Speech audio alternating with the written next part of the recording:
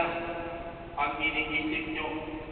Siya ang iniibig nyo sa buhay. Siguro, dahil yun ang paboritong pangalan ko, yung Maria. Alam nyo? Hindi nyo pa alam.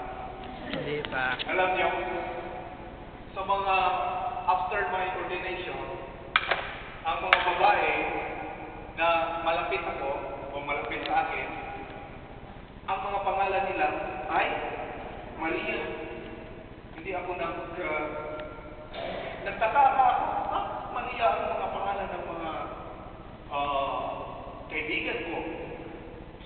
Then, nung dumating ako sa Roma,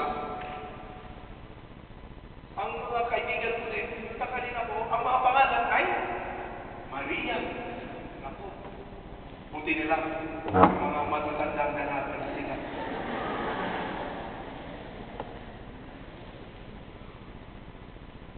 Karamihan sa mga Maria, mga matatandang dalaga. Pagdating ko sa Padua, ito ang nakakatuwa, no? Nasa Kanonika, ang pangalan ay Maria. So, disturbing ba si Maria? Ang Ebanghelyo natin ngayon, mga kapatid, ay tungkol sa Santa Maria, ang ina ng Diyos.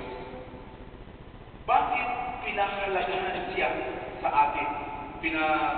Binigyan siya ng importansya sa ating buhay. Isa lang ang dahilan.